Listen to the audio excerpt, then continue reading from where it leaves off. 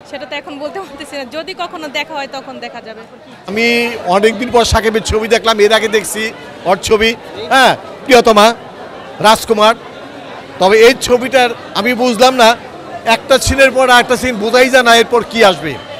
আর অত্যন্ত সে ভালো অভিনয় করছে, নিজে থেকে ভেঙে চুরে নতুনভাবে করছে।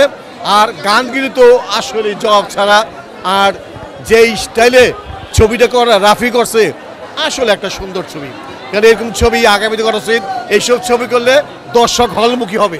এই ধরনের ছবি না হলে হয়তো দর্শক হবে না।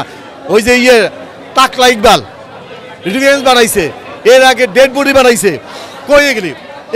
এগিলে বাংলাদেশ চলবে না। বাংলাদেশে ফিল্ম আনতে হলে এই ধরনের ছবি উচিত।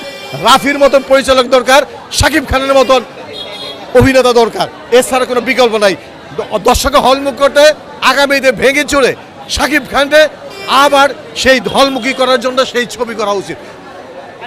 100-এ তো 100 শিওর দেওয়া যায়, তারপর দেখার পরে বোঝা যাবে যে কতটুকু ভালো হয়। দেখার জন্যই আসছি, বেলা থেকে দেখি, খুবই আমার ভালো লাগে। এখন স্পেশাল ভাবে কোনোটা নাই, কি বলবো সেটা বলতে পারি না। মনে হয় না দেখা হবে, তারপর ভাগ্যের ব্যাপার।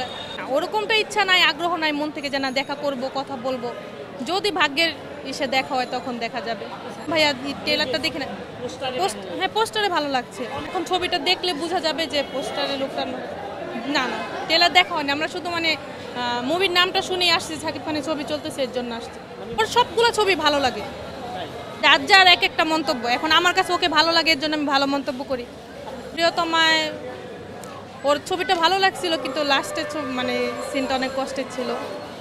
ওর ড্রেস আপ লুক ভালো লাগছে, হ্যাঁ, হেয়ার কাটিং। তুফানা ভাইয়া টেলারটা আমি এখনো দেখিনি, পোস্টারে তো ভালো লাগতেছে। কিনে ভাইয়া এখনো দেখার সময় হয় নাই।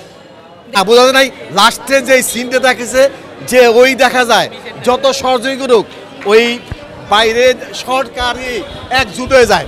সেটি দেখা গেল সে থেকে আইসে, দুবাই থেকে আইসে সে চঞ্চলের সাথে হাত মিলে এক হয়ে গেল গা। এটি দেখাইছে যে এগো মারতে পারে না, এগো মারতে পারে না। সে যতটুক আমার কথা সেরকম ভালো লাগে না। পুরো বইটি তো শাকিব খানের, চঞ্চল তো অর্ধেকের পরে, অন্য যারা আসছে সবাই মিমি শক্তি, সবাই সেকেন্ড হাফে, কিন্তু পুরো বইটি তো শাকিব খান, এবং সে ডবল পার্ট করছে শাকিব খান। শান্ত এবং তুফান দুই রুয়ে সে অভিনয় করছে। আসলে একটা ভালো ছবি, রাফিও একটা ভালো ছবি করছে। এইরকম ছবি হোক, হলমুখী হোক, দর্শক হলগুলি বাঁচায় রাখুক, এইটি আশা করি।